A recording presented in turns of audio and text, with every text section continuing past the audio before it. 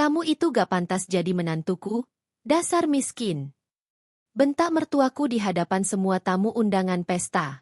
Aku hanya tersenyum tapi tiba-tiba rombongan mobil mewah menjemputku membuat dia syok dan... Sebelum ceritanya dimulai, silakan tulis di kolom komentar dari daerah mana saja teman-teman yang menonton cerita ini. Dan jangan lupa like dan subscribe, agar channel Cerita Ar bisa terus berkembang dan mempersembahkan cerita yang terbaik. Pagi itu, sinar matahari menembus celah-celah jendela rumah kecil di pinggiran kota Bogor. Burung-burung berkicau di dahan mangga yang tumbuh di halaman belakang, sementara angin lembut berhembus membawa aroma tanah basah setelah hujan semalam. Di rumah sederhana berdinding bata itu, terdengar suara lembut seorang perempuan yang tengah menyiapkan sarapan. "Bu, sudah bangun? Aku buatkan teh hangat, ya?" Suara itu milik Anggun, gadis berusia 24 tahun, berhijab sederhana dengan wajah teduh dan senyum lembut. Ia baru saja selesai menjemur pakaian dan kini sibuk di dapur kecil yang rapi meski perabotannya sederhana. Ibunya, Bu Rini, keluar dari kamar sambil tersenyum hangat, mengenakan daster lusuh namun bersih. "Kamu ini, Nak, baru pulang kerja semalam tapi pagi-pagi sudah sibuk saja. Istirahat dulu, Anggun." Anggun tertawa kecil sambil mengaduk teh dalam gelas bening. "Aku sudah biasa, Bu. Lagi pula, kalau aku tidak bantu ibu, siapa lagi? Lagian aku juga senang lihat ibu tersenyum begini." Mereka berdua duduk di kursi kayu yang mulai pudar warnanya. Di atas meja ada sepiring tempe goreng dan nasi hangat. Kehidupan mereka mungkin sederhana, tapi di rumah kecil itu selalu terasa kehangatan dan ketenangan. Anggun tumbuh sebagai anak satu-satunya. Ayahnya, Pak Rahmat, meninggal dunia 5 tahun lalu karena serangan jantung saat bekerja sebagai sopir truk. Sejak itu, Anggun dan ibunya hidup berdua, saling menguatkan satu sama lain. Hidup mereka memang pas-pasan, tapi penuh kasih. Setelah sarapan, Anggun bersiap pergi bekerja. Ia mengenakan blus sederhana warna pastel, rok panjang, dan sepatu datar yang sudah agak pudar. Tas kanvas tergantung di bahunya. "Bu, aku berangkat dulu, ya. Nanti sore aku pulang agak telat. Soalnya Mbak Rani minta aku bantu di toko roti sampai tutup," katanya sambil merapikan jilbabnya di depan cermin kecil. "Iya, Nak. Hati-hati di jalan, jangan lupa makan siang. Jangan terlalu capek juga," pesan ibunya lembut. Anggun mengangguk dan mencium tangan ibunya sebelum melangkah keluar rumah. Jalanan kampung yang ia lalui masih sepi, hanya terdengar suara anak-anak sekolah dan deru motor lewat. Ia berjalan kaki menuju toko roti tempatnya bekerja. Selama hampir 2 tahun, ia menjadi pegawai kepercayaan di toko itu karena kejujuran dan ketekunannya. Pukul 9 pagi, toko roti, Sweet Day Bakery, sudah mulai ramai pelanggan. Anggun sibuk mengatur kue-kue di etalase sambil melayani pembeli dengan senyum tulus. Ia tidak pernah mengeluh, meski gajinya tidak seberapa. "Anggun, tolong bantu angkat tepung di gudang." "Ya," kata Mbak Rani, pemilik toko, dari balik meja kasir. "Iya, Mbak," jawab Anggun sambil mengangguk dan melangkah ke gudang. Saat ia mendorong karung tepung keluar, tiba-tiba seorang pria masuk ke toko dengan tergesa-gesa. Bajunya sedikit berdebu, tampak seperti baru saja mengalami insiden di luar. "Permisi, ada air, Mbak? Ban motor saya bocor dan saya kena percikan lumpur," katanya dengan napas terengah. Anggun yang baru keluar dari gudang spontan menoleh. Ia melihat pria itu, tinggi, berwajah teduh dengan rambut sedikit berantakan, mengenakan kemeja biru muda yang kini kotor di bagian bawah. "Oh, sebentar, Mas. Saya ambilkan air dan tisu, ya?" ucap Anggun cepat sambil berlari kecil ke dapur. Ia kembali membawa seember air dan handuk kecil. "Ini, Mas. Cuci aja di luar biar gak belepotan di lantai." Pria itu tersenyum malu. "Terima kasih banget, Mbak. Maaf ya, udah repot." "Gak apa-apa, Mas. Nanti kalau udah bersih, boleh duduk dulu. Saya buatin teh hangat." Pria itu sempat menolak, tapi akhirnya menerima tawaran itu dengan senyum canggung. Mereka pun duduk di pojok toko. "Nama saya Fahri," katanya setelah meneguk teh. "Saya Anggun," jawabnya pelan. "Kerja di sini udah 2 tahun." Percakapan ringan mereka berlanjut, dari soal pekerjaan, hobi, sampai hal-hal kecil yang membuat suasana menjadi akrab. Fahri bercerita bahwa ia bekerja sebagai staf di perusahaan konstruksi kecil di kota, sering bepergian ke berbagai proyek. Entah mengapa, ada sesuatu pada diri Fahri yang membuat Anggun merasa nyaman. Ia bukan hanya sopan dan ramah, tapi juga rendah hati. Di sisi lain, Fahri terpikat oleh kelembutan dan kesederhanaan Anggun, sesuatu yang jarang ia temui di kota besar. Hari demi hari berlalu, dan pertemuan mereka semakin sering terjadi. Fahri kerap mampir ke toko roti dengan alasan membeli kue, padahal sebenarnya ingin bertemu Anggun. Suatu sore, setelah toko hampir tutup, Fahri datang membawa sekotak bunga mawar putih kecil. "Ini buat kamu, Anggun," katanya sambil tersenyum canggung. "Buat ucapan terima kasih karena waktu itu udah nolong aku." Anggun sempat terkejut, wajahnya memerah. "Wah, Mas gak perlu repot. Saya cuma bantu sedikit aja kok." "Tapi buat saya itu berarti. Gak semua orang sebaik kamu," jawab Fahri tulus. Sejak hari itu, hubungan mereka semakin dekat. Fahri sering menjemput Anggun pulang kerja. Kadang mereka makan bubur atau es kelapa di warung dekat taman. Mereka berbagi cerita tentang kehidupan, tentang kehilangan ayah, perjuangan kerja, dan mimpi kecil yang ingin diraih. Namun di balik semua kebahagiaan itu, Anggun tak pernah bercerita tentang satu hal. Siapa dirinya sebenarnya. Ia memang hidup sederhana bersama ibunya. Tapi ada rahasia besar yang ia simpan rapat-rapat. Rahasia yang tidak ingin ia gunakan untuk membangun cinta. Setiap malam, setelah ibunya tidur, Anggun sering duduk di ruang tamu yang redup sambil menatap foto lama ayahnya. Di belakang foto itu, tertera nama besar, Herman Santoso, CEO perusahaan raksasa yang terkenal di kota. "Ibu, ayah, biarlah dunia menilai aku dari keringatku, bukan dari nama keluarga kita," bisiknya lirih sambil menatap foto itu. Ia memilih menjalani hidup sederhana, tanpa mengungkapkan siapa dirinya. Ia ingin merasakan arti perjuangan dan cinta yang tulus, tanpa embel-embel harta. Suatu pagi, Fahri datang ke toko lebih awal dari biasanya. Wajahnya serius tapi lembut. "Anggun, aku mau bicara sesuatu," katanya pelan. Anggun berhenti menyapu dan menatapnya. "Ada apa, Mas?" "Aku serius sama kamu," ucap Fahri mantap. "Aku mau melamar kamu." Waktu seolah berhenti sejenak. Anggun tertegun.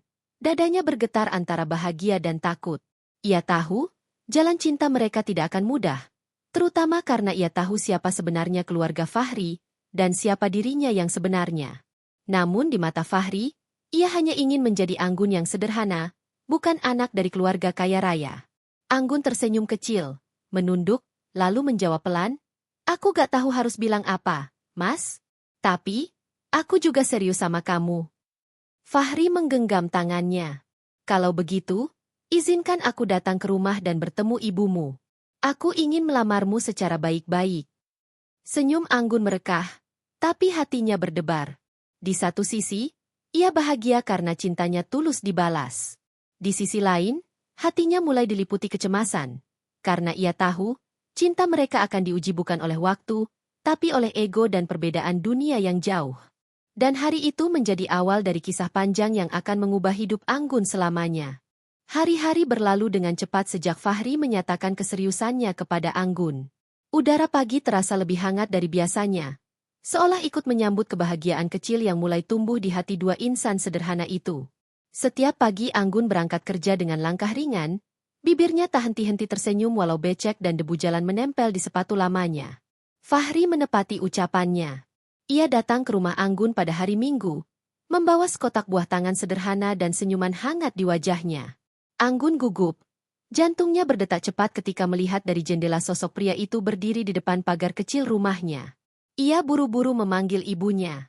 "Bu, Mas Fahri datang," ucapnya pelan, berusaha menyembunyikan rona merah di pipinya. Bu Rini yang sedang melipat pakaian menatap putrinya sambil tersenyum. "Oh, calon mantu ya?" godanya lembut. "Bu?" Anggun menunduk malu. Fahri mengetuk pintu pelan dan memberi salam. "Assalamualaikum." "Waalaikumsalam. Silakan masuk, Nak," jawab Bu Rini ramah.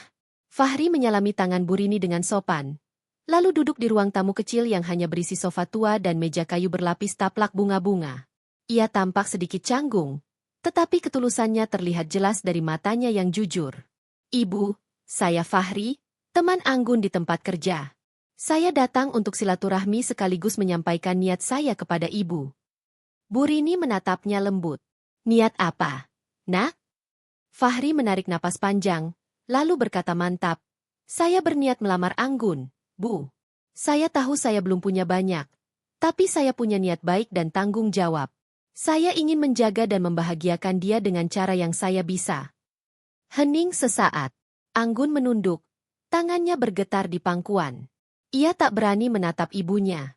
Bu Rini menatap Fahri dengan tatapan penuh penilaian. Namun bukan tatapan menilai harta, melainkan kejujuran. Setelah beberapa detik, senyum lembut muncul di bibirnya. Kalau begitu, ibu hanya punya satu permintaan. Nak Fahri, katanya tenang. Apa itu, Bu? Sayangi Anggun seperti kamu menyayangi ibumu sendiri. Jangan buat dia menangis karena hal-hal yang bisa kamu hindari. Fahri menunduk hormat. Insya Allah, Bu. Saya janji. Suasana mencair. Mereka bertiga mengobrol hangat. Bu Rini mulai menyukai cara bicara Fahri yang sopan, tidak sombong, dan jelas punya niat baik. Setelah pertemuan itu, hubungan antara Anggun dan Fahri semakin kuat. Mereka semakin sering bertemu, baik di toko maupun di rumah Anggun. Suatu sore, setelah toko tutup, Anggun dan Fahri berjalan menyusuri jalan kampung yang diterangi lampu jalan redup. Di tangan Fahri ada 2 bungkus gorengan dan 2 gelas es teh plastik yang mereka beli di warung ujung jalan. Mas, aku kadang masih gak percaya, kata Anggun pelan. Ada orang seperti kamu yang mau datang ke rumahku, padahal aku cuma gadis biasa. Fahri menatapnya lembut. Kenapa kamu selalu bilang, cuma gadis biasa? Kamu itu beda, Gan. Aku suka caramu bersyukur atas hal kecil. Caramu senyum walau capek.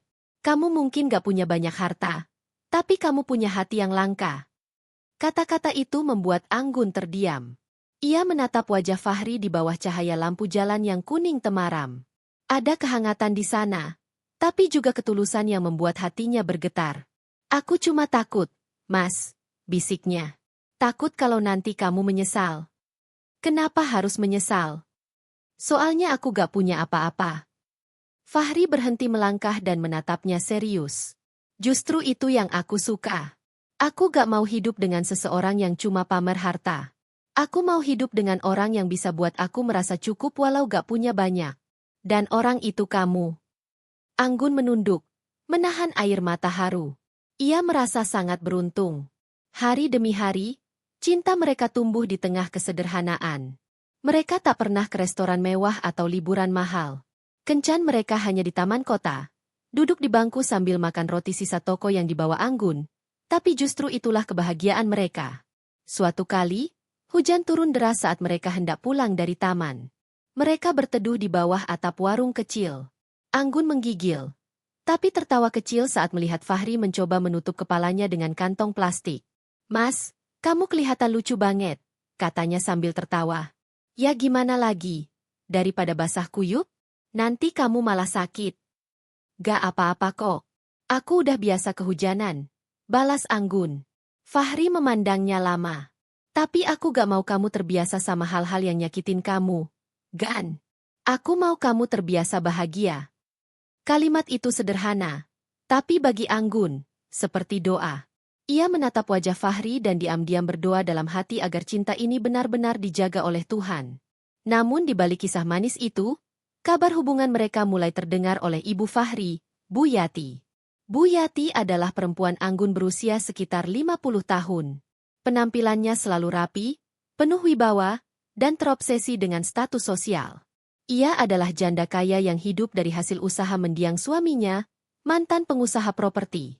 Saat Fahri pulang ke rumah suatu malam, Bu Yati menunggu di ruang tamu dengan wajah tegang. Fahri, Mama dengar kamu dekat dengan gadis dari toko roti? Tanyanya tanpa basa-basi. Fahri menghela napas. Iya, Ma. Namanya Anggun.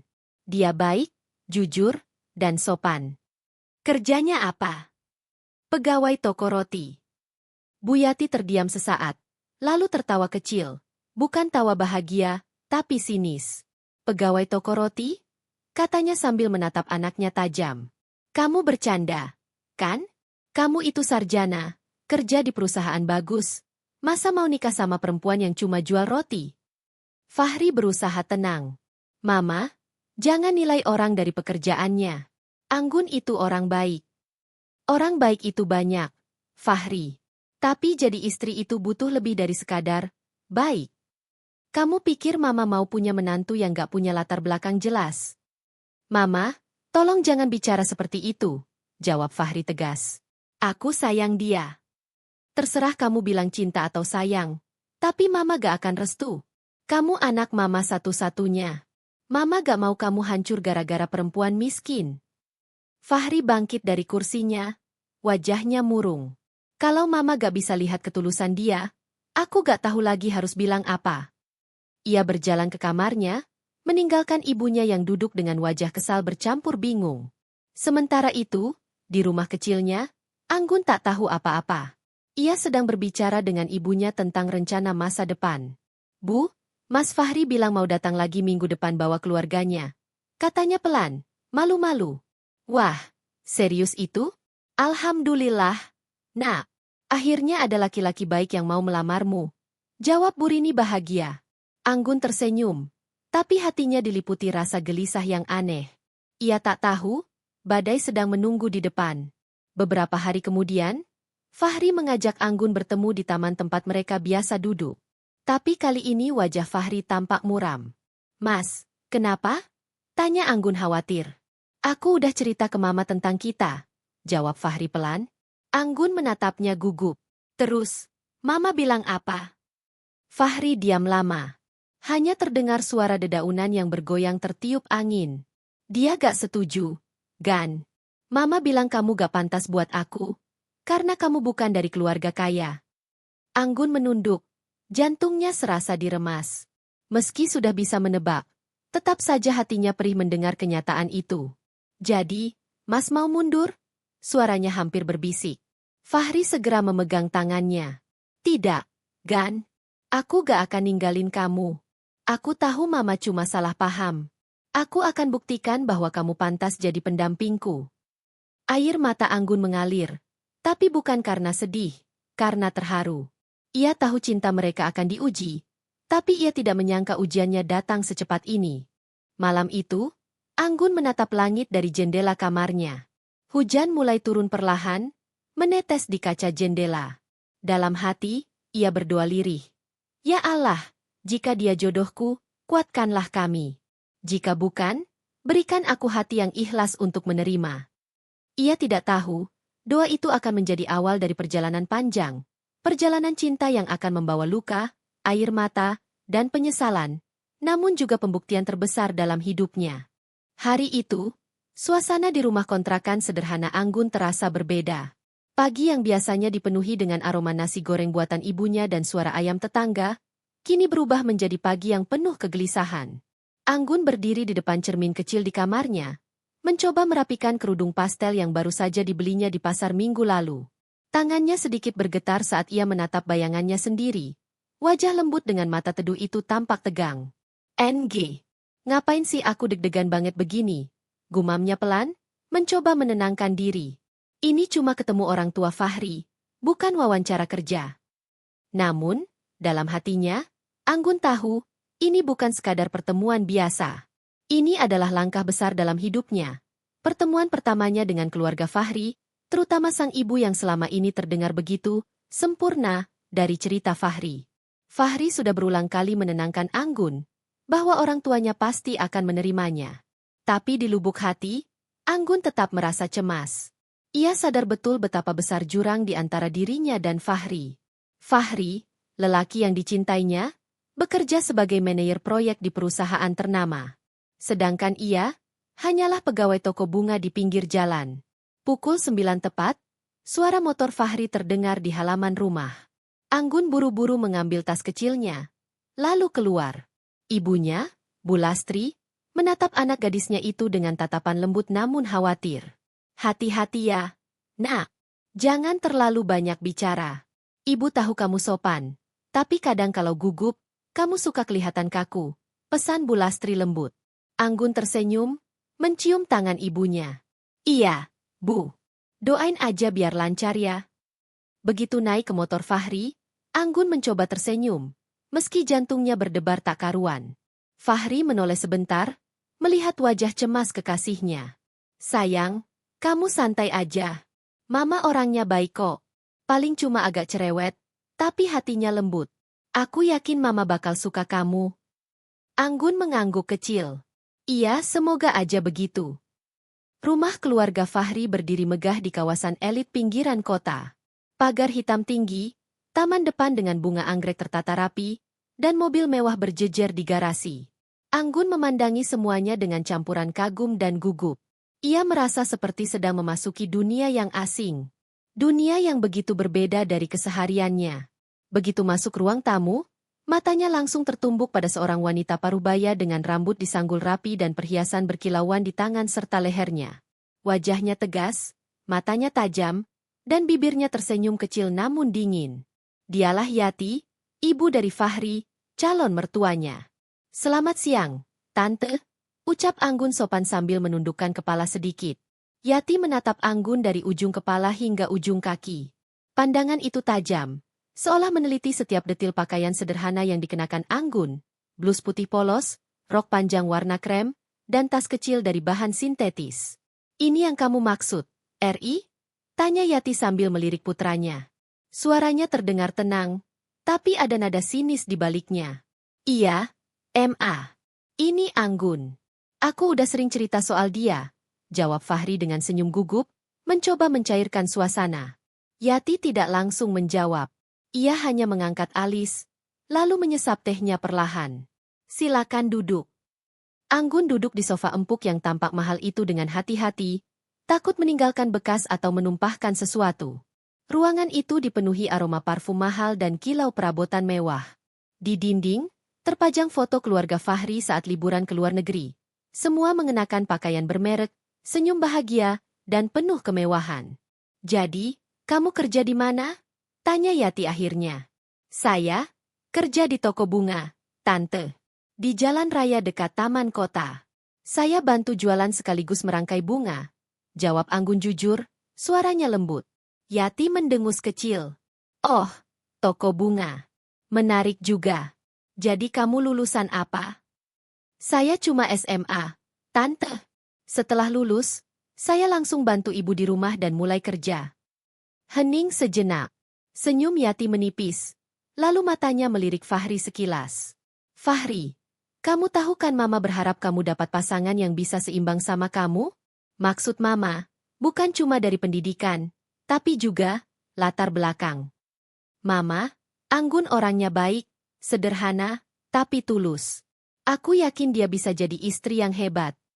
Baik itu penting, tapi realistis juga. Fahri, potong Yati cepat, suaranya tajam. Kamu kerja keras, sekolah tinggi, hidup di lingkungan profesional. Lalu kamu mau menikah sama gadis toko bunga? Gimana nanti pandangan orang? Kata-kata itu menusuk hati Anggun dalam sekejap. Ia menunduk, menggenggam ujung roknya erat. Wajahnya panas, dadanya sesak. Tapi ia menahan air matanya sekuat mungkin. Fahri menatap ibunya dengan nada memohon. MA, tolong, jangan nilai Anggun cuma dari latar belakang. Dia pekerja keras. Aku cinta dia. Yati tersenyum tipis, tapi tatapannya penuh penilaian. Cinta aja gak cukup, Fahri. Dunia ini keras. Kalau kamu jatuh nanti, cinta gak bakal bisa bayar tagihan rumah atau biaya anak sekolah. Suasana jadi canggung. Anggun ingin berbicara, tapi lidahnya keluh. Ia tahu, apapun yang ia katakan tidak akan mengubah pandangan wanita seperti Yati. Namun dengan sopan, Anggun menunduk sedikit dan berkata pelan. Maaf, Tante. Saya tahu saya bukan dari keluarga berada. Tapi saya tulus sayang sama Fahri. Saya gak mau merepotkan siapa-siapa. Saya cuma mau bahagiain dia dengan cara saya sendiri. Yati menatapnya lama, lalu tertawa kecil. Kamu polos ya, Anggun. Dunia itu gak sesederhana itu. Fahri menatap ibunya kesal. Mama cukup. Aku sayang sama dia dan aku serius. Kalau Mama gak setuju, aku tetap akan jalanin hubungan ini. Yati memutar bola matanya, lalu bangkit dari duduknya. Kamu dewasa, Fahri. Tapi jangan salahkan Mama kalau nanti kamu nyesel. Ia lalu melangkah pergi, meninggalkan mereka berdua dalam keheningan. Anggun menatap Fahri dengan senyum getir. Aku gak apa-apa, Fahri. Aku ngerti kok. Tante cuma pengen yang terbaik buat kamu. Fahri menggenggam tangan Anggun erat. Aku janji, Gan, apapun yang terjadi, aku gak akan ninggalin kamu. Dan di dalam hatinya, Anggun hanya bisa berdoa. Semoga janji itu benar-benar dipegang Fahri. Karena sejak hari itu, ia tahu, perjalanannya untuk diterima bukanlah hal yang mudah. Apakah cinta yang tumbuh dari kesederhanaan mampu bertahan di tengah gengsi dan perbedaan dunia yang begitu jauh? Sebuah pertanyaan yang akan segera diuji dalam hidup Anggun dan Fahri. Hari-hari setelah pertemuan itu berjalan dengan suasana yang terasa berbeda. Meski Anggun dan Fahri tetap berusaha menjalani hubungan mereka seperti biasa, ada bayang-bayang dingin yang terus menghantui. Tatapan tajam dan kata-kata sinis dari Yati tak pernah benar-benar hilang dari pikiran Anggun. Setiap kali ia menatap wajah Fahri yang ceria, hatinya terasa campur aduk antara bahagia dan takut. Ia bahagia karena cinta itu nyata, tapi juga takut karena restu belum berpihak pada mereka. Suatu sore, Anggun duduk di kursi kayu depan rumahnya, ditemani secangkir teh hangat. Ia baru saja pulang dari toko bunga dan merasa lelah, tapi pikirannya terus melayang ke arah Fahri. Ia tahu, sejak pertemuan dengan Yati, hubungan mereka tak lagi semulus dulu. Ponselnya bergetar, pesan dari Fahri masuk. Fahri, sayang, malam ini aku lembur ya. Mama datang ke kantor. Mungkin pulangnya agak larut. Anggun membaca pesan itu pelan. Lembur? Mama datang ke kantor? Ia mencoba berpikir positif. Tapi entah kenapa, setiap kali ada kalimat yang menyebut, Mama, dadanya terasa berat. Ia tahu, Yati pasti masih belum bisa menerimanya. Beberapa hari kemudian, Fahri menepati janjinya datang ke rumah Anggun lagi. Sore itu langit berwarna oranye keemasan, dan angin lembut berhembus di halaman rumah kecil mereka. Aku minta maaf ya, sayang. Mama masih belum bisa nerima hubungan kita, ucap Fahri sambil menatap mata Anggun penuh penyesalan. Anggun tersenyum tipis. Aku ngerti kok, Fahri. Aku gak mau kamu jadi serba salah. Tapi aku gak bisa juga ninggalin kamu, Gan. Aku sayang sama kamu. Aku mau buktiin ke Mama kalau kamu pantas buat aku. Anggun menunduk, menggenggam jari-jari Fahri dengan lembut. Aku gak mau kamu berantem sama keluargamu gara-gara aku. Aku cuma pengen bisa diterima apa adanya. Kalau Mama gak suka aku sekarang, biar waktu yang nunjukin. Fahri menatap wajah Anggun yang teduh itu lama, seolah berusaha menenangkan kegelisahan yang bahkan ia sendiri rasakan. Aku janji, Gan. Aku bakal perjuangin kamu sampai kapanpun. Tapi janji memang mudah diucap. Karena sejak hari itu, ujian demi ujian mulai datang tanpa henti. Suatu malam, telepon dari Fahri masuk dengan nada panik. Gan, aku gak bisa ke rumah malam ini. Kenapa? RI? Mama. Mama jatuh tadi sore. Aku harus jagain beliau di rumah sakit. Ya Tuhan, semoga gak apa-apa ya. Aku bisa ke sana bantu? Enggak, gak usah. Mama gak mau ketemu kamu. Katanya kamu penyebab semua ini. Anggun terdiam, tak bisa berkata apa-apa. Penyebab? Maksudnya apa? Dia marah karena aku kabur waktu makan malam keluarga kemarin. Katanya itu karena kamu. Jadi dia ngerasa aku kurang ajar gara-gara kamu. Air mata Anggun menetes tanpa bisa ditahan. Ia menatap dinding kamar dengan pandangan kosong. Ia tak tahu harus merasa apa. Sedih, marah, atau kecewa. Gak apa-apa, RI. Jaga Mama baik-baik ya. Aku doain semoga cepat sembuh. Maaf ya, Gan. Gak usah minta maaf. Aku ngerti kok. Begitu telepon ditutup, Anggun hanya bisa memeluk dirinya sendiri di kegelapan malam. Dalam diam, hatinya seolah berteriak. Kenapa cinta yang sederhana ini harus diuji sekeras itu? Beberapa minggu kemudian, keadaan membaik. Yati sudah pulang dari rumah sakit, tapi hubungan mereka masih renggang. Meski begitu, Fahri tetap berusaha keras. Ia kerap menyelinap waktu senggang untuk menemui Anggun, meski hanya sebentar. Suatu sore, mereka duduk di taman kota, tempat pertama kali mereka bertemu. Fahri, aku mikir deh. Anggun membuka percakapan pelan. Mungkin mama kamu gak akan pernah bisa nerima aku. Gak apa-apa kok kalau kamu mau mundur. Fahri langsung menatapnya tajam.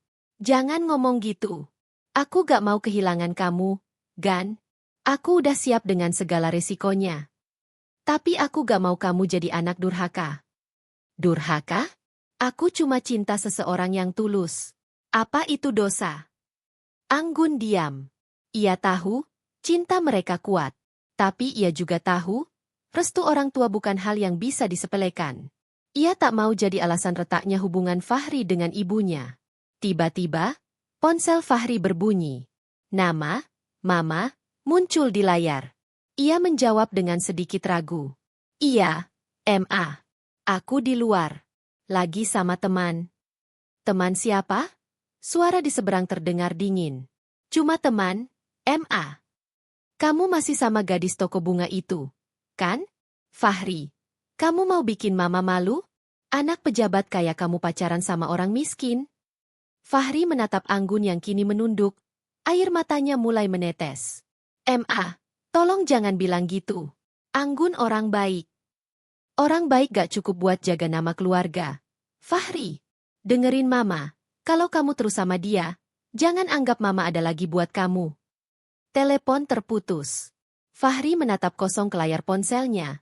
Lalu menatap Anggun. Gan, aku gak tahu harus gimana lagi. Anggun menghapus air matanya dengan cepat. Udah, RI. Kamu gak perlu jelasin. Aku ngerti kok. Gan. Cukup. Aku tahu kamu di posisi sulit. Mungkin, aku yang harus mundur dulu. Fahri menggenggam tangannya erat. Tapi Anggun menatapnya dengan mata sendu penuh keteguhan. Aku sayang kamu, RI. Tapi aku juga sayang diriku sendiri. Aku gak mau terus jadi sumber pertengkaran antara kamu dan ibumu. Kalau kita jodoh, waktu bakal nyatuin kita lagi. Suara gemerisik daun dan angin sore mengiringi keheningan mereka. Di antara cinta yang kuat dan restu yang belum datang, keduanya hanya bisa berharap, semoga cinta mereka cukup kuat untuk bertahan. Dan tanpa mereka sadari, itu baru awal dari ujian panjang yang akan benar-benar mengubah segalanya. Hari berganti minggu, minggu berganti bulan, namun cinta Anggun dan Fahri tak juga pudar. Meskipun restu dari Yati belum mereka dapatkan, keduanya tetap saling menguatkan satu sama lain. Di balik setiap kesedihan yang datang, mereka menemukan alasan baru untuk bertahan.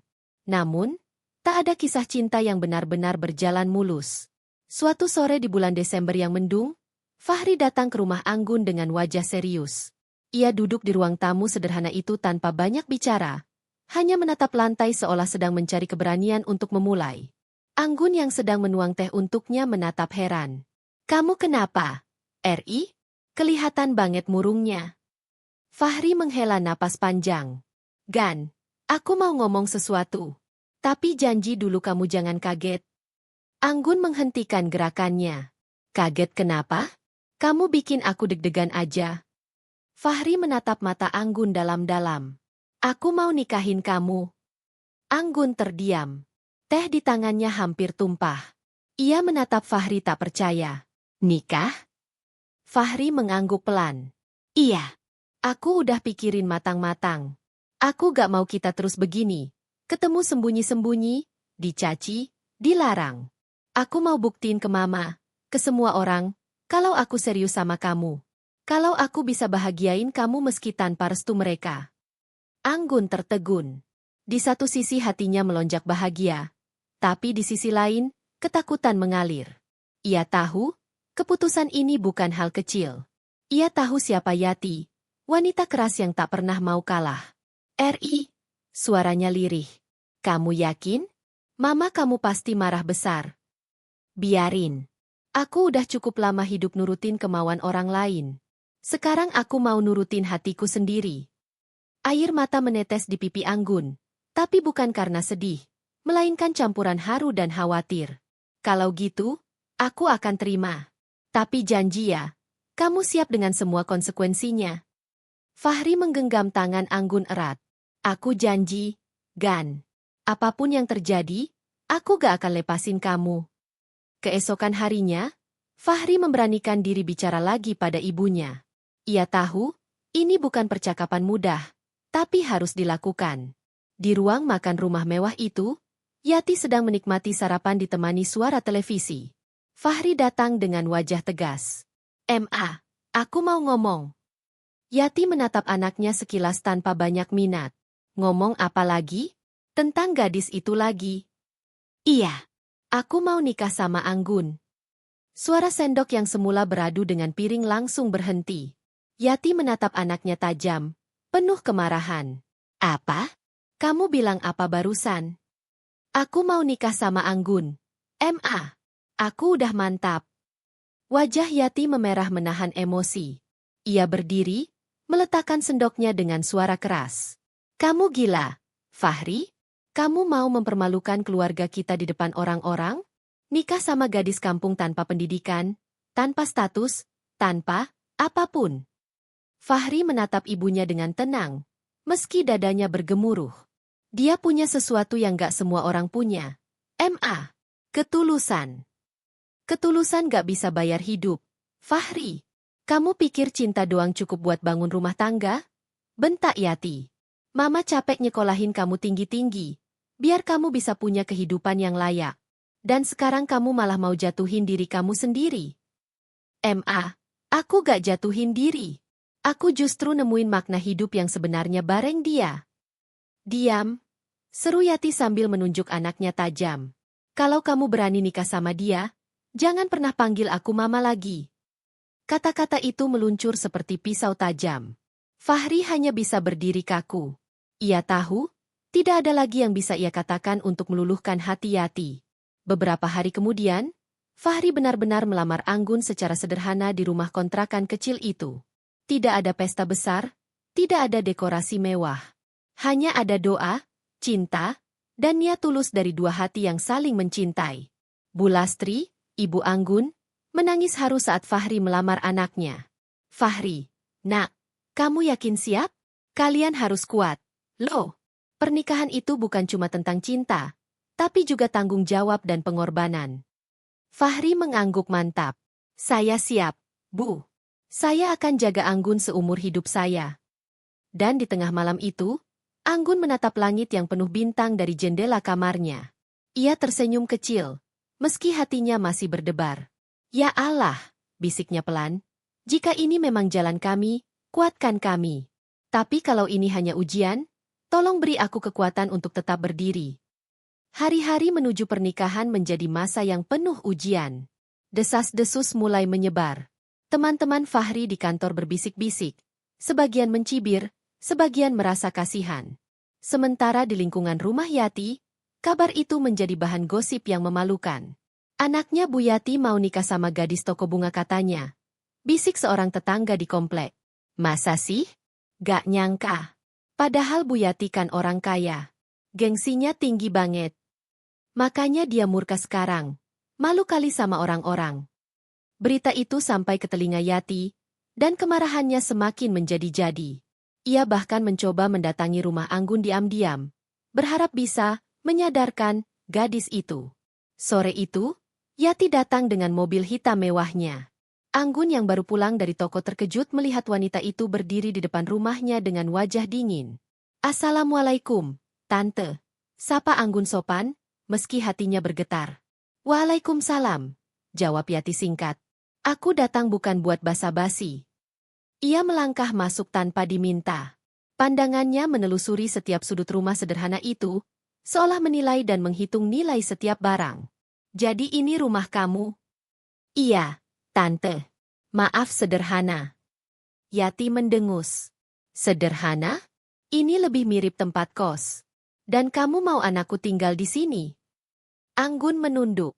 "Kami belum tahu nanti tinggal di mana, Tante. Tapi kami akan berusaha." "Berusaha?" Yati menatapnya tajam. "Dengar ya, Anggun. Aku gak akan biarkan anakku hancur karena keputusan bodoh ini. Kalau kamu masih punya harga diri, kamu mundur. Sekarang juga." Air mata menetes di pipi Anggun, tapi suaranya tetap lembut. "Tante, saya gak pernah mau merebut siapapun. Saya cuma sayang sama Fahri. Kami saling mencintai." "Cinta?" Yati tertawa sinis. Kamu pikir cinta bisa bayar rumah? Beli mobil? Bikin orang hormat? Dunia gak sesederhana itu.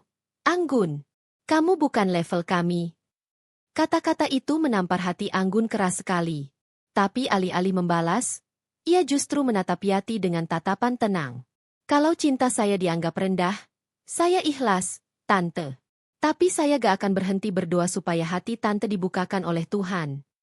Yati menatapnya tajam, tapi justru terdiam sesaat. Ia tak menyangka gadis itu tetap tenang meski dihina begitu kasar. Namun, gengsinya terlalu tinggi untuk mengakui rasa segan yang sempat muncul sekejap. Ia berbalik, lalu berkata dingin sebelum pergi, "Kamu bakal nyesel." Pintu tertutup. Dan dalam diam, Anggun jatuh bersimpuh di lantai, menangis sejadi-jadinya. Tapi di balik tangisan itu, ada keyakinan yang mulai tumbuh dalam hatinya, bahwa suatu hari nanti, ia akan membuktikan kalau ketulusan bisa mengalahkan gengsi dan kesombongan. Sementara itu, di rumah besar keluarga Fahri, Yati duduk di kamarnya sambil menatap foto suaminya yang sudah almarhum. "Pak, lihat anak kita sekarang. Mau nikah sama gadis miskin. Apa aku salah kalau gak rela?" bisiknya. Namun, jauh di dalam hatinya, ia mulai merasa ragu. Entah kenapa, wajah Anggun yang tenang dan lembut itu terus terbayang di pikirannya. Dan malam itu, hujan turun pelan, seolah memberi tanda bahwa badai besar baru akan dimulai. Hari itu akhirnya tiba, hari yang seharusnya menjadi salah satu hari paling bahagia dalam hidup Anggun. Hari di mana Fahri dan keluarganya akan datang melamar secara resmi. Namun entah kenapa, pagi itu justru terasa berat dan penuh kecemasan. Langit mendung sejak subuh. Hujan rintik turun perlahan membasahi halaman rumah sederhana milik Bu Lastri. Daun-daun mangga di depan rumah tampak basah, dan suara air yang menetes dari talang terdengar samar. Di dalam rumah, Anggun duduk di depan cermin kecil, mengenakan kebaya sederhana warna biru muda yang dibelikan Fahri beberapa minggu lalu. Wajahnya dirias tipis oleh sahabatnya, Lilis, yang sengaja datang lebih awal untuk membantu. "Cantik banget kamu, Gan." "Fahri pasti gak bisa berhenti senyum nanti," kata Lilis sambil tersenyum. Anggun tersenyum tipis, tapi matanya terlihat gelisah. "Semoga aja gak ada apa-apa, Lis. Aku takut, aku gak tahu kenapa. Rasanya gak tenang." "Udah, jangan mikir aneh-aneh. Semua akan baik-baik aja." Namun dalam hati kecilnya, Anggun tahu, firasatnya jarang salah. Ada sesuatu yang terasa tidak beres hari ini. Pukul 11 siang, suara deru mobil terdengar di depan rumah. Anggun mengintip dari jendela, dan matanya membesar. Bukan hanya satu, tapi 3 mobil hitam berjejer di depan rumah kontrakannya. Mobil-mobil mewah dengan plat nomor yang bahkan membuat tetangga keluar berbisik-bisik penasaran. "Wah, yang lamaran bawa rombongan banyak banget," seru Lili setengah kagum. Bu Lastri menatap keluar jendela dengan wajah kaku.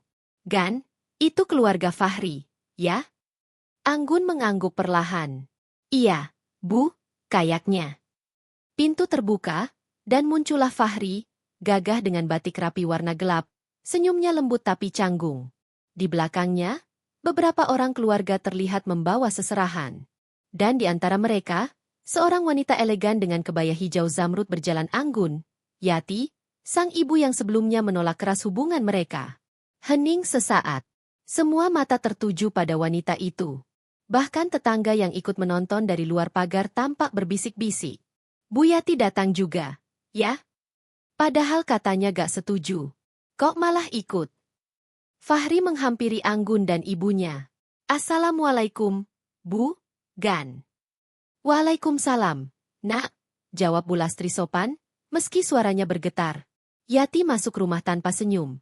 Matanya menatap sekeliling, dinding rumah yang kusam, kipas angin tua di pojok ruangan, dan kursi kayu yang warnanya mulai pudar. Ia duduk dengan tenang, namun auranya begitu dingin. Suasana terasa tegang. Tak ada percakapan hangat seperti lamaran pada umumnya. Hanya suara hujan yang menetes di luar, diselingi hembusan napas gugup dari Anggun dan ibunya. Akhirnya, Bu Lastri mencoba membuka percakapan. "Terima kasih ya, Bu, sudah mau datang. Kami merasa terhormat." Yati hanya mengangguk kecil. "Sama-sama." Fahri menatap ibunya dengan harapan, berharap Yati akan bersikap sedikit lembut. Tapi ketika prosesi lamaran dimulai, ketegangan justru semakin terasa. Pihak keluarga Fahri memberikan seserahan, lalu perwakilan keluarga mulai berbicara dengan sopan, menjelaskan niat baik mereka untuk melamar Anggun secara resmi. Semuanya berjalan lancar, sampai tiba giliran Yati bicara. Yati berdiri pelan, lalu menatap semua orang di ruangan itu. Saya minta maaf sebelumnya kalau saya berbicara agak terus terang. Tapi saya harus jujur. Dari awal, saya tidak pernah setuju dengan hubungan ini. Ruangan langsung hening. Beberapa anggota keluarga Fahri menatapnya dengan canggung, sementara Anggun hanya bisa menunduk. Yati melanjutkan, suaranya tegas. Bukan karena saya sombong, tapi saya tahu posisi keluarga saya dan keluarga kalian terlalu jauh berbeda. Anak saya, Fahri, punya masa depan cerah. Saya ingin dia hidup seimbang, punya istri yang bisa mendukung karir dan statusnya. Bukan hidup di tempat seperti ini. Bu Lastri berusaha menahan air mata, tapi wajahnya jelas terluka. Bu, saya paham perasaan ibu. Tapi anak saya sayang sama Fahri. Mereka saling mencintai. Bukankah yang penting itu ketulusan? Yati menatapnya tajam. Ketulusan tidak cukup, Bu Lastri. Dunia nyata tidak hidup dari cinta saja. Fahri bangkit dari duduknya, menatap ibunya dengan wajah tegang. Mama, tolong. Jangan buat malu, ini acara baik.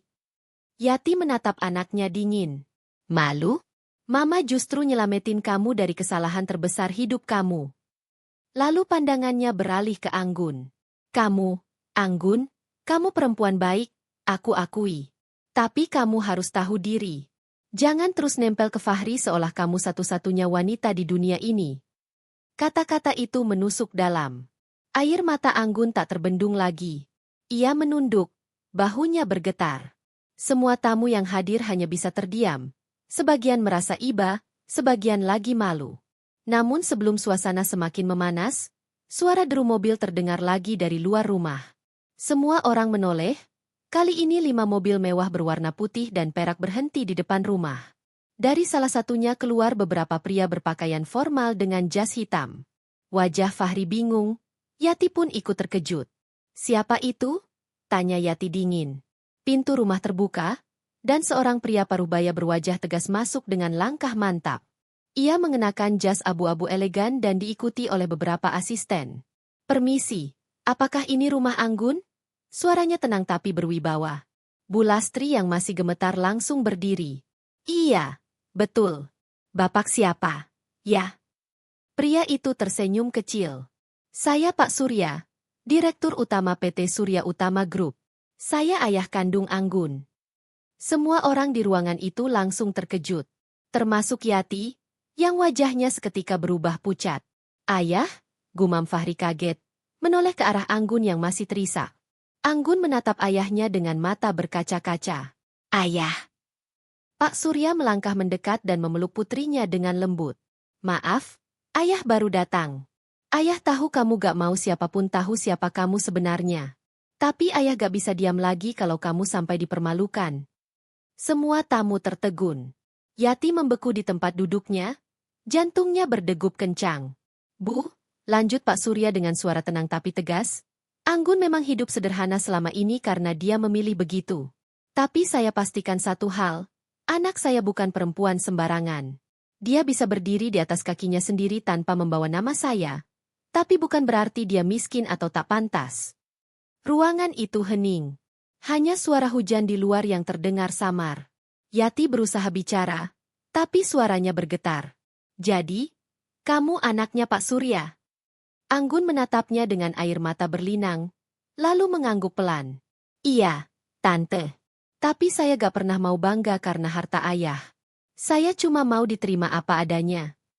Yati menatapnya lama. Wajahnya penuh campuran malu, terkejut, dan penyesalan. Ia tak bisa berkata apa-apa. Sementara itu, Fahri menatap Anggun dengan mata berkaca-kaca, antara bahagia dan tak percaya. Gan, kenapa kamu gak pernah cerita? Anggun tersenyum lirih. Aku cuma mau dicintai karena aku, bukan karena siapa keluargaku. Suasana yang tegang berubah menjadi haru. Para tamu terdiam, Sebagian menunduk malu karena sempat menilai Anggun rendah. Dan di tengah ruangan itu, Yati akhirnya meneteskan air mata untuk pertama kalinya. Bukan karena marah, tapi karena malu atas kesombongannya sendiri.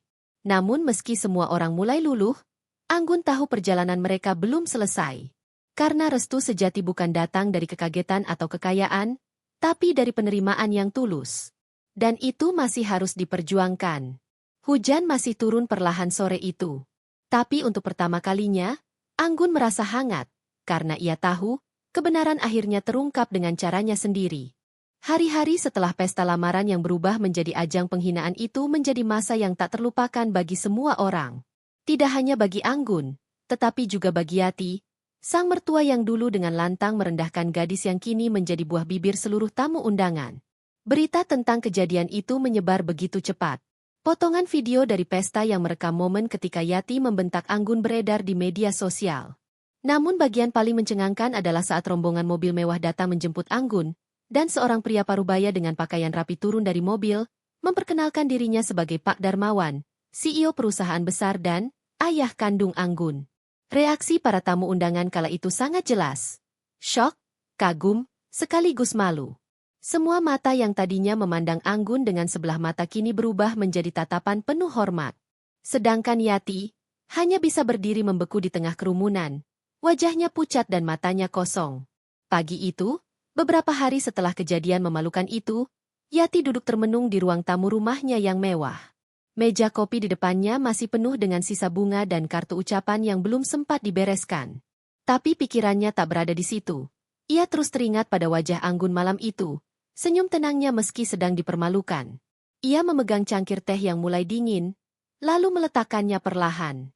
Astagfirullah, bisiknya pelan, air matanya menetes tanpa bisa ditahan. Kenapa aku sebodoh itu? Kenapa aku gak lihat kebaikan hatinya, tapi malah menilai dari apa yang dia punya? Gumamnya lirih. Sejak malam itu, nama Yati jadi bahan pembicaraan banyak orang. Para rekan sosialitanya yang dulu selalu menyanjungnya, kini mulai menjauh. Beberapa bahkan terang-terangan menyindir di belakangnya, bahwa ia terlalu sombong hingga mempermalukan menantunya sendiri di depan umum, hanya karena merasa lebih kaya. Rasa malu itu menelannya hidup-hidup. Ia tak lagi mau keluar rumah, tak lagi menghadiri arisan, dan menghindari panggilan telepon dari teman-temannya. Sementara itu, Fahri juga tak tenang. Sejak malam kejadian, hubungan antara dirinya dan ibunya memburuk. Ia memutuskan untuk tinggal sementara di apartemen yang disiapkan oleh keluarga Anggun. Ia merasa gagal sebagai anak karena tak mampu menjaga harga diri ibunya. Namun juga tak bisa membiarkan wanita yang ia cintai terus disakiti. Suatu malam, ia menerima pesan dari ibunya. Yati, Fahri, bisa pulang sebentar? Mama ingin bicara. Fahri terdiam lama sebelum akhirnya membalas. Fahri, baik, Ma. Aku kesana malam ini. Ketika ia tiba di rumah, Yati sedang duduk di ruang tamu. Wajahnya tampak sayu, tak seangkuh dulu. Di depannya ada album foto keluarga yang terbuka. Fahri, suaranya serak. Mama minta maaf. Fahri terpaku.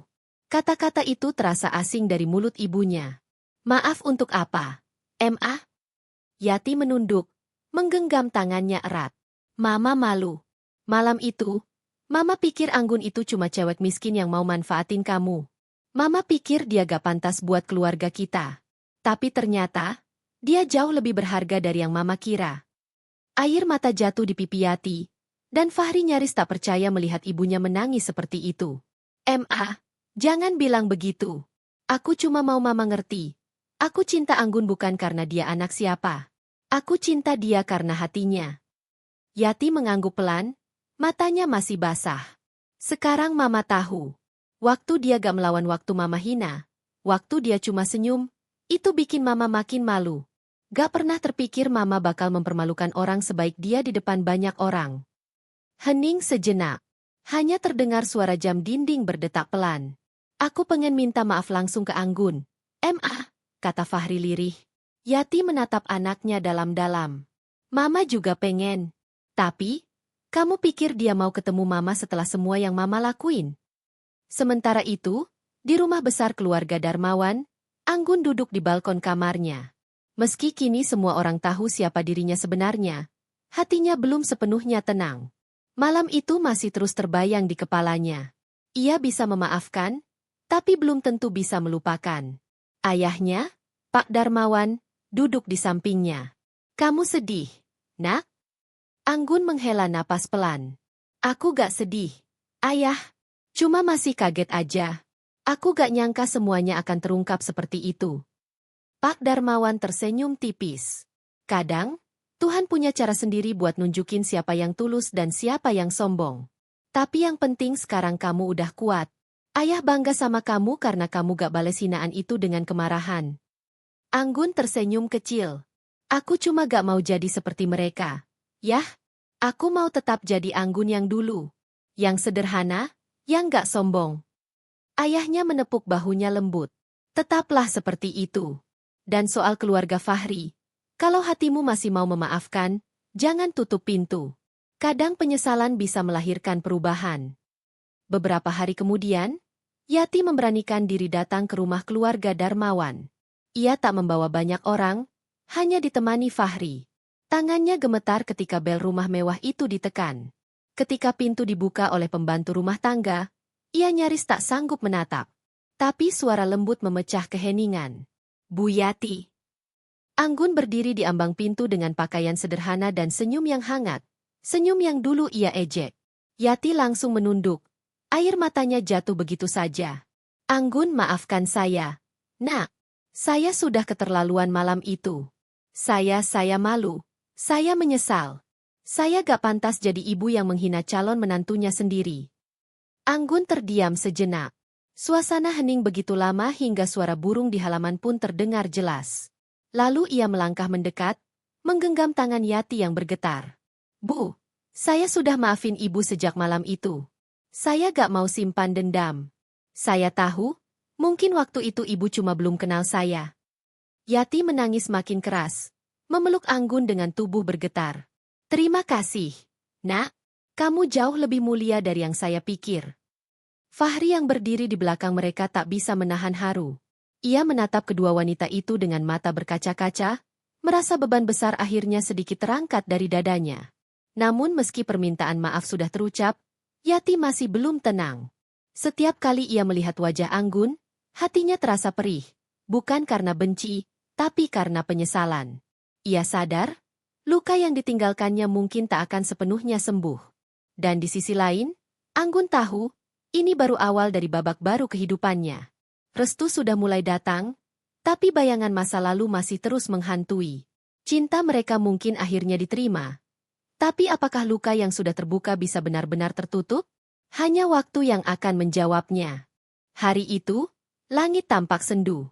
Awan kelabu menggantung rendah di atas kota, seolah turut merasakan beratnya hati yang dirasakan oleh Yati. Sudah sebulan berlalu sejak pertemuannya dengan Anggun dan Pak Darmawan, pertemuan yang membuka lembaran baru dalam hidupnya. Tapi meski permintaan maaf sudah terucap, ada perasaan bersalah yang belum juga menghilang. Yati kini lebih banyak berdiam diri di rumah. Ia jarang keluar, jarang bertemu teman, dan lebih sering duduk di ruang tamu sambil menatap jendela. Di tangannya, selalu ada tasbih yang terus ia putar perlahan. Seakan tiap bijinya menjadi pengganti kata maaf yang tak pernah cukup. Di ruang lain, Fahri sedang bersiap untuk berangkat bekerja. Sejak kejadian itu, ia bekerja di perusahaan milik keluarga Anggun. Meski awalnya menolak karena tak ingin dikira menumpang nama besar calon istrinya, Pak Darmawan sendiri yang memintanya langsung. "Fahri anak baik," kata Pak Darmawan waktu itu. "Saya ingin dia belajar bukan karena dia menantu saya, tapi karena dia punya tanggung jawab dan kesungguhan." Hari-hari berlalu, dan meski hubungan Fahri dan Anggun kembali hangat, mereka masih menunda pernikahan. Bukan karena cinta yang pudar, tapi karena mereka ingin menunggu waktu yang benar-benar tepat. Waktu di mana hati semua pihak sudah benar-benar siap. Sore itu, Anggun datang menjenguk Yati untuk pertama kalinya sejak kejadian lamaran. Ia datang tanpa banyak pemberitahuan, hanya membawa sebungkus buah tangan dan senyum lembut seperti biasanya. Ketika bel rumah berbunyi, Yati sempat terdiam di kursinya. Ia mengenali suara itu. Tangannya bergetar saat membuka pintu, dan begitu pintu terbuka, matanya langsung basah. "Assalamualaikum, Bu." Anggun berdiri di depan pintu dengan pakaian sederhana berwarna krem. Tak ada kemewahan yang mencolok, tak ada kesan pamer. Ia tetap Anggun yang dulu, lembut, sederhana, dan penuh ketenangan. Waalaikumsalam, Nak Anggun. Masya Allah, Yati hampir tak bisa berkata-kata. Kamu masih mau datang ke rumah ini? Anggun tersenyum kecil. Kenapa tidak, Bu? Rumah ini kan juga rumah keluarga Fahri. Dan ibu juga sudah saya anggap seperti orang tua saya. Yati menunduk. Air matanya jatuh satu persatu. Ia menarik tangan Anggun dan memeluknya erat. Nak, maafkan ibu sekali lagi. Ibu masih belum bisa tidur tenang sampai sekarang. Ibu malu, ibu nyesel, ibu sudah menghina orang sebaik kamu. Anggun membalas pelukan itu, menepuk punggung Yati pelan. Sudahlah, Bu. Saya sudah maafin ibu sejak lama. Saya cuma berharap kita bisa mulai dari awal. Saya gak mau lagi ada jarak di antara kita. Yati terisak. Kamu terlalu baik, Nak. Andai waktu bisa diputar balik, ibu gak akan pernah ngelakuin hal itu. Mereka duduk di ruang tamu, berbincang lama. Yati bercerita banyak, tentang rasa malu yang ia tanggung, tentang teman-temannya yang menjauh, tentang penyesalan yang setiap malam menghantuinya. Setiap kali ibu sholat, wajahmu selalu terbayang. Gan, katanya lirih. Ibu minta ampun sama Allah, tapi rasanya gak tenang sebelum bisa lihat kamu bahagia. Ibu cuma pengen kamu dan Fahri bisa hidup damai, tanpa beban masa lalu dari ibu yang dulu bodoh. Anggun menggenggam tangan Yati erat. Ibu udah cukup menderita karena penyesalan. Sekarang waktunya ibu bahagia.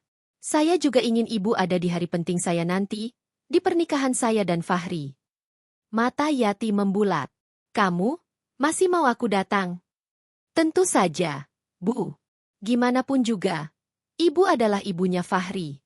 Dan saya gak mau menikah tanpa restu ibu. Air mata kembali jatuh. Yati menutup wajahnya. Suaranya bergetar. Ya Allah, kenapa aku baru sadar sekarang? Kenapa restu ini datangnya setelah semuanya terluka duluan? Beberapa hari kemudian, Fahri datang menjemput ibunya untuk makan malam di rumah keluarga Anggun. Suasana di rumah besar itu terasa hangat malam itu. Pak Darmawan, Bu Ratna, Ibunda Anggun, dan beberapa keluarga dekat berkumpul di ruang makan besar. Yati datang dengan perasaan gugup, tapi juga penuh penyesalan yang masih membekas.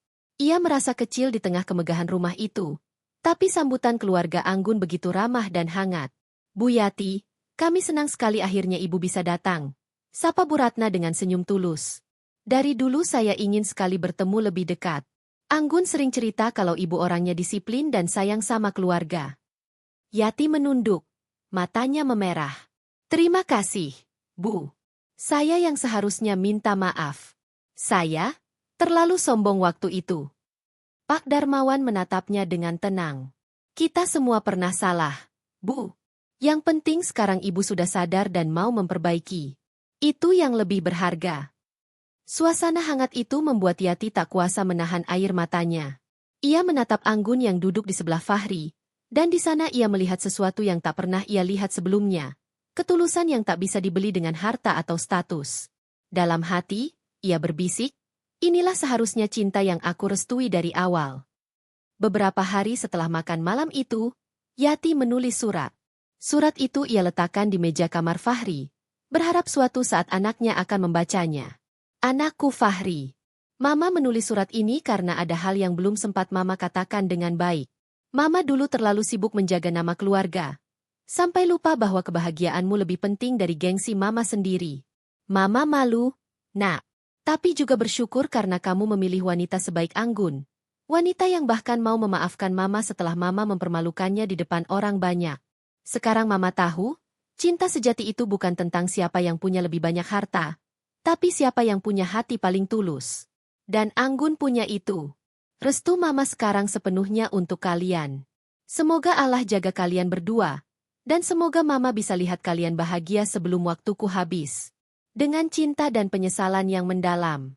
Mam. Ketika Fahri membaca surat itu malamnya, air matanya tak bisa dibendung. Ia memeluk surat itu erat, lalu menatap langit-langit kamar sambil berbisik pelan. Terima kasih, Ma. Akhirnya, restu itu datang juga. Namun di sisi lain, waktu terus berjalan. Meski restu sudah mereka dapatkan, takdir belum sepenuhnya berpihak. Yati mulai jatuh sakit beberapa minggu setelah itu. Dokter mengatakan kondisinya menurun karena tekanan batin dan stres berkepanjangan. Fahri dan Anggun terus menemani, tak pernah lepas dari sisinya. Di rumah sakit, Yati memandang wajah mereka berdua dengan senyum lemah. "Kalian bahagia ya, Nak?" "Insya Allah, Bu. Kami bahagia," jawab Anggun sambil menggenggam tangannya. Yati tersenyum kecil. "Kalau gitu, Mama tenang." Dalam diam, Yati tahu, meski restunya datang terlambat, setidaknya cinta yang dulu ia tolak kini tumbuh di depan matanya. Dan sebelum waktunya benar-benar habis, ia ingin melihat cinta itu disatukan di pelaminan. Namun, apakah takdir akan memberinya waktu untuk itu? Atau justru restu yang datang terlambat ini menjadi doa terakhir seorang ibu yang akhirnya belajar makna cinta sejati? Semesta seolah menahan napas menunggu jawabannya. Malam itu rumah sakit terasa begitu sunyi. Hanya suara mesin monitor detak jantung yang terdengar di ruang perawatan, berdetak perlahan, seolah ikut menyesuaikan dengan napas lemah Yati yang terbaring di ranjang. Wajahnya pucat, tapi senyum lembut masih sesekali muncul saat matanya terbuka melihat Fahri dan Anggun di sisinya. Sejak seminggu terakhir, kondisi Yati menurun drastis. Dokter mengatakan, tubuhnya terlalu lemah karena tekanan batin yang ia pendam lama. Rasa bersalah, malu, dan penyesalan yang bertumpuk selama ini perlahan menggerogoti semangat hidupnya. Namun setiap kali sadar, hal pertama yang ia cari hanyalah wajah dua orang yang kini menjadi sumber kekuatannya, anak dan menantunya. "Fahri," panggilnya pelan malam itu. Suaranya nyaris seperti bisikan. "Iya, Ma. Aku di sini," jawab Fahri sambil menggenggam tangan ibunya yang dingin. Yati menatapnya lama, lalu berpaling pada Anggun yang duduk di sisi lain ranjang. "Nak Anggun." "Iya, Bu. Saya di sini," jawab Anggun lembut sambil menunduk. Air mata mengalir di sudut mata Yati. "Terima kasih. Karena kamu sudah mau sabar sama ibu. Kamu tahu gak, Nak? Waktu pertama kali kamu datang ke rumah, ibu lihat kamu cuma dari luarnya aja. Ibu pikir kamu cuma mau numpang hidup. Ternyata ibu yang salah besar." Anggun menatapnya dengan mata berkaca-kaca. "Jangan bilang gitu, Bu. Saya juga manusia biasa. Saya juga sering salah. Tapi saya bersyukur masih diberi kesempatan buat bisa dekat sama ibu lagi." Yati tersenyum lemah. "Kamu terlalu baik, Nak. Mungkin Tuhan memang ngirim kamu buat ngajarin ibu tentang arti sabar dan rendah hati." Hari berganti hari. Fahri hampir tak pernah pulang ke rumah. Ia lebih sering berjaga di samping ranjang ibunya. Kadang Anggun datang membawa makanan, kadang hanya duduk diam sambil memijat tangan Yati. Suatu sore, dokter memanggil Fahri ke ruang konsultasi. Suaranya tenang, tapi jelas mengandung pesan berat. "Pak Fahri, kondisi ibu sudah sangat lemah. Secara medis, kami akan terus berusaha. Tapi sebaiknya Bapak bersiap untuk kemungkinan terburuk. Ibu perlu ketenangan. Jangan biarkan beliau merasa cemas atau sedih." Fahri menunduk, bahunya bergetar. "Terima kasih, Dok." Ketika ia kembali ke kamar, Anggun masih duduk di samping ibunya. Ia sedang membaca ayat suci pelan, suaranya lembut seperti bisikan angin. Yati tampak tenang mendengarnya, bahkan matanya sedikit berkaca-kaca. "Bacaan kamu indah sekali, Nak," ucap Yati pelan. "Suara kamu bikin hati ibu tenang." Anggun tersenyum, menahan tangis. "Saya bacain doa buat ibu, Bu. Biar ibu lekas sembuh." Yati menatap keduanya bergantian. Kalau nanti ibu gak ada, tolong jaga satu sama lain, ya. Jangan pernah jauhi keluarga. Jangan pernah sombong sama hidup. Harta bisa hilang, tapi hati baik itu yang bikin bahagia." "Jangan ngomong gitu, Ma," ucap Fahri terbata. "Mama bakal sembuh, kan?"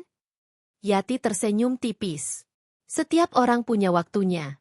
Nak, ibu cuma mau pergi dalam keadaan damai. Dan sekarang, ibu sudah tenang karena restu ibu akhirnya sampai ke kalian." Air mata jatuh tanpa bisa ditahan. Anggun menggenggam tangan Yati erat, mencium punggung tangannya dengan lembut. "Terima kasih, Bu. Restu ibu adalah doa terbesar buat kami." Beberapa hari kemudian, kondisi Yati semakin melemah. Dokter memutuskan agar ia dirawat di rumah saja, agar bisa lebih nyaman dikelilingi oleh keluarga. Fahri dan Anggun bergantian merawatnya dengan penuh kasih. Di ruang tamu, terdengar lantunan ayat suci dari radio kecil yang diletakkan di meja. Sore itu, cahaya matahari masuk lembut lewat jendela, menyinari wajah Yati yang kini tampak tenang di atas ranjang. "Fahri," bisiknya pelan. "Iya, Ma. Pernikahan kamu sama Anggun. Jangan ditunda lagi, ya?" "Mama, istirahat dulu. Kita bisa bahas nanti." "Enggak, Nak.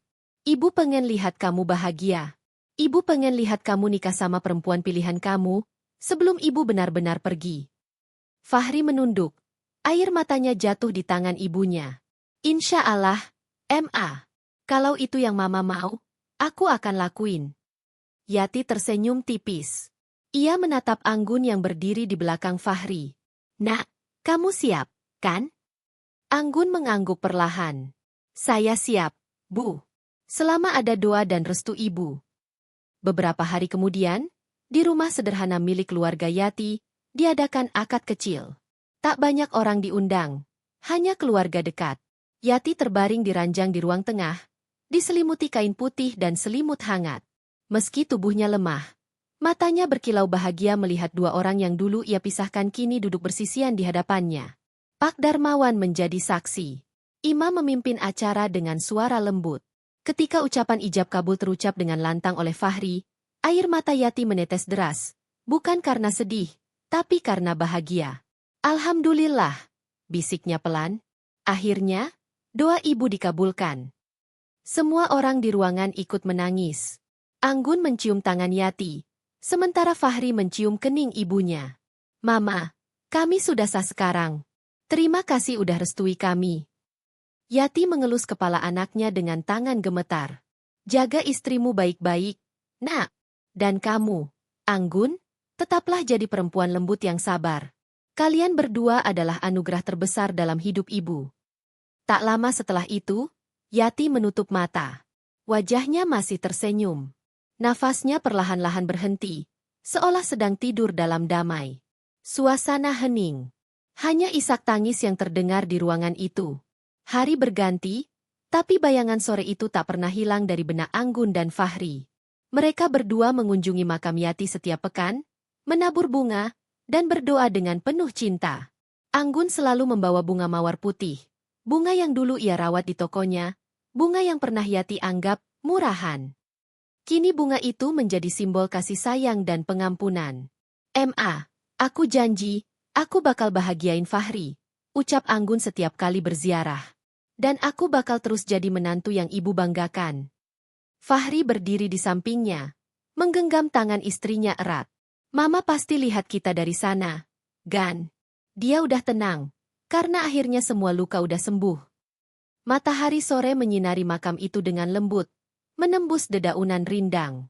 Di antara cahaya dan doa, cinta yang dulu diuji kini tumbuh kokoh, disatukan bukan hanya oleh restu, tapi juga oleh takdir dan doa seorang ibu yang belajar mencintai tanpa syarat. Dan di dalam hati mereka berdua, nama Yati akan selalu hidup, sebagai pengingat bahwa cinta sejati tak hanya tentang bersama, tapi juga tentang memaafkan dan belajar dari luka yang pernah ada. Hari itu, matahari bersinar lembut menembus jendela kamar besar yang kini menjadi milik Anggun dan Fahri. Suara burung pagi berpadu dengan semilir angin yang menyusup masuk dari celah tirai. Anggun berdiri di depan cermin, menatap pantulan dirinya yang kini jauh berbeda dari dulu. Bukan lagi gadis sederhana yang dulu dihina dan dianggap tak pantas, melainkan wanita kuat, lembut, dan penuh wibawa. Namun, senyum di wajahnya hari ini bukan senyum kemenangan, melainkan senyum ketenangan setelah melalui badai panjang kehidupan. Sudah setahun berlalu sejak peristiwa besar itu, hari di mana Yati, ibu Fahri, akhirnya menyesali semua kata-kata kejamnya. Hari di mana kebenaran tentang identitas Anggun sebagai anak CEO kaya raya terbongkar di depan semua tamu pesta. Hari yang mengubah segalanya. Tapi meski semua orang tahu kini siapa dirinya sebenarnya, Anggun tetap memilih hidup sederhana, tetap bersikap rendah hati. Ia tidak pernah ingin kekayaannya menjadi alat balas dendam, karena bagi Anggun, balas dendam terbaik adalah memperlihatkan hati yang tulus dan kehidupan yang bahagia tanpa kebencian. Namun tidak semua berjalan mulus. Sejak kejadian itu, Yati jatuh sakit. Perasaan bersalah, penyesalan, dan malu yang menumpuk membuat kesehatannya menurun drastis. Selama berbulan-bulan, Anggun dan Fahri bolak-balik rumah sakit, berusaha memberi yang terbaik. Fahri, yang dulu sempat terjepit di antara cinta dan bakti kepada ibunya, kini tak lagi ragu. Ia berdiri di sisi istrinya dengan penuh cinta dan kesetiaan. "Mas, gimana kondisi Mama pagi ini?" tanya Anggun pelan sambil menyajikan sarapan di meja. Fahri menghela napas, matanya sendu. "Masih lemah, tapi dokter bilang ada sedikit perkembangan. Mungkin karena Mama udah mulai mau makan." Anggun tersenyum lembut. "Syukurlah. Aku cuma mau Mama sembuh. Aku gak mau ada dendam di antara kita lagi. Aku mau kita bahagia. Semua." Fahri menatap istrinya dengan mata berkaca-kaca. Ia masih sering heran bagaimana wanita di depannya bisa sekuat itu. Padahal dulu, kata-kata Yati begitu tajam, menelanjangi harga diri Anggun di depan banyak orang. Tapi hari ini, justru Anggun yang paling tulus menjaga dan merawat mertuanya. Beberapa hari kemudian, di rumah sakit, suasana kamar terasa hening.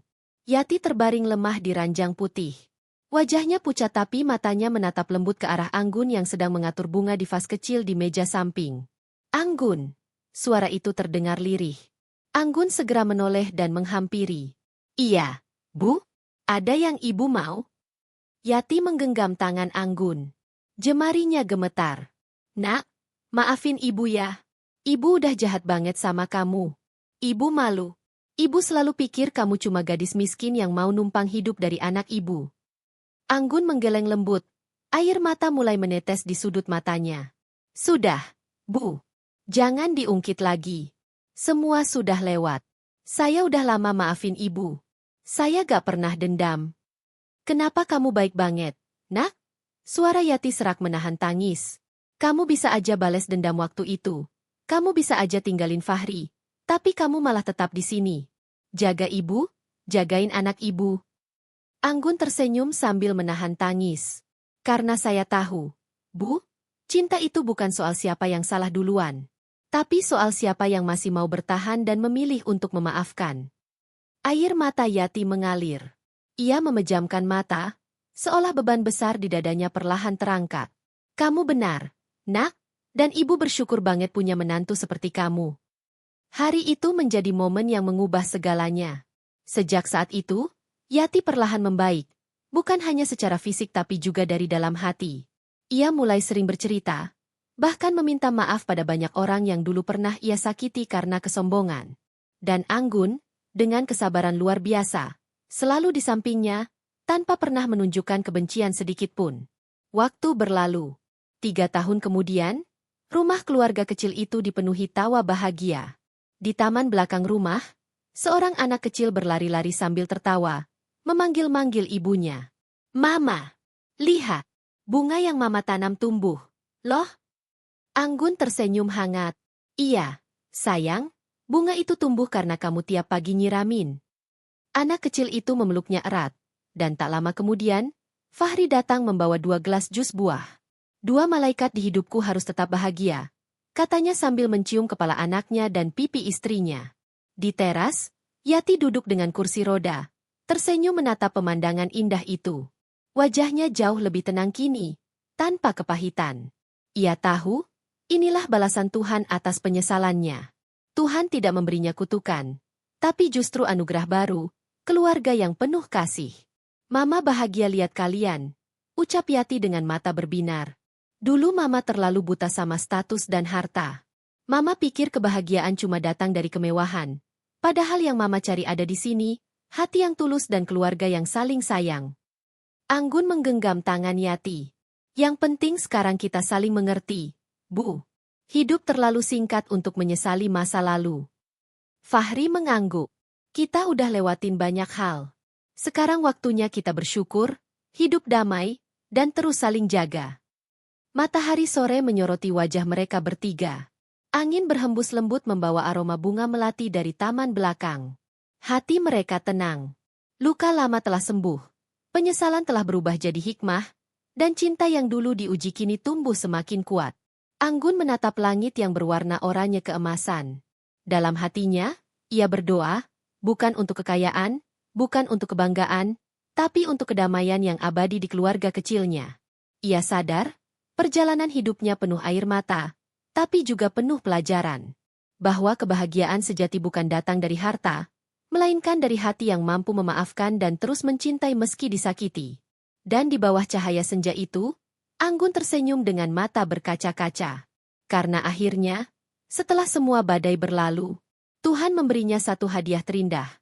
Cahaya baru setelah kepergian, kehidupan yang dipenuhi cinta, restu, dan ketenangan.